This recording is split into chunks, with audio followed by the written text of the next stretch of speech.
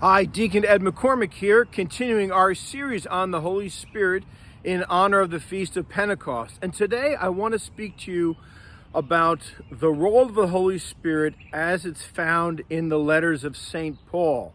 Now, this is a vast subject. I want to just share with you some of the highlights, some of the key ways that Paul thinks about the central role the Holy Spirit plays in the Christian life. Now, we know about this from the many references Paul makes to the Holy Spirit in his letters. So here's the first thing to understand. Paul is a first century Jew. He thinks like a first century Jew. He's a Pharisee trained by the great Gamaliel in Jerusalem. And as a first century Jew, Paul would have believed and known that God had dwelt with Israel in the desert, traveling with the people of Israel, a cloud by day, a fire by night. The Ark of the Covenant was a symbol of God being present to God's people. And when the people of God made it to Jerusalem, they eventually built the temple under King David and Solomon. They believed that the temple, the Jerusalem temple, was the place where heaven and earth touched. It was the center of the world and the cosmos, and it was the place where God dwelt with God's people. And then came the exile, the Babylonian exile. In 587 BC, the Babylonians come, surround the city of Jerusalem, destroy it, destroy the temple, and it looks like God has left the people of Israel. And so the prophets, especially Jeremiah and Ezekiel and Isaiah, promise that one day God will return and dwell with God's people in the temple. And so along comes St. Paul after encountering the risen Jesus. And he believes that the promised return of God's personal presence in the Jerusalem temple after the death and resurrection of Jesus is occurring wherever Christians are gathering, in these little house churches all around the Mediterranean, in Antioch, in Galatia, in Corinth, in Ephesus, in Rome.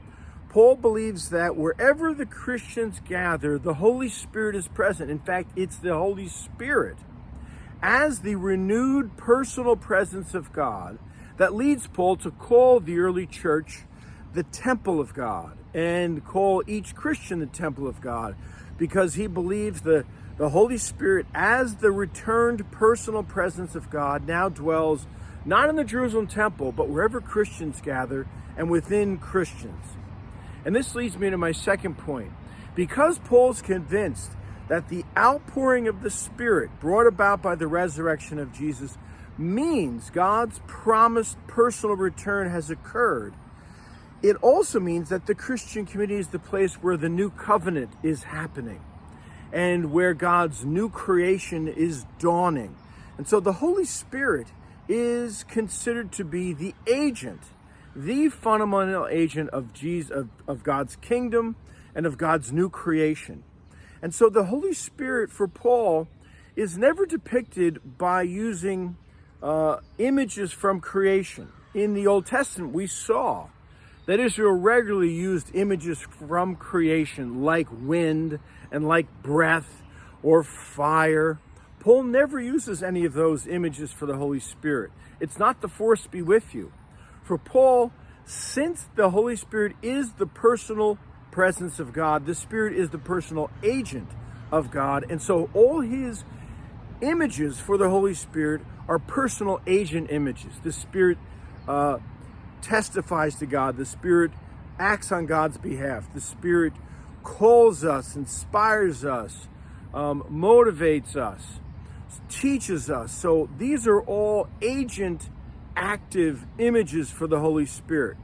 So what have we learned so far? For Paul, the Holy Spirit is the returned promised personal presence of God dwelling in the Christian communities, making the Christian communities and each Christian a temple of the Holy Spirit. Secondly, the Holy Spirit is not impersonal, not a force, but is the personal presence and personal activity of the Father and of Jesus. And thirdly, the Holy Spirit is the agent of God's new creation. Paul has this great image for the Spirit, And it's the one exception to what I said about not using agricultural imagery. He says the Spirit is the first fruits of the new harvest. He also talks about the Holy Spirit as the down payment. And what he's saying is the Holy Spirit as the first fruits anticipates the full harvest coming. The Holy Spirit as the down payment anticipates the full payment. These are agricultural and commercial images that express for St. Paul how the Holy Spirit is the beginning of the full realization that will one day come of God's promise for a new world and a new creation. Now, there are two other things I want to emphasize that Paul speaks about regarding the Holy Spirit. And the first one is this: the Spirit is the way Christians get into the Christian community, because it's the Spirit that enables a person to speak the gospel. And simultaneously, it's the Spirit that allows us to hear the gospel and to respond with our hearts and minds by getting baptized.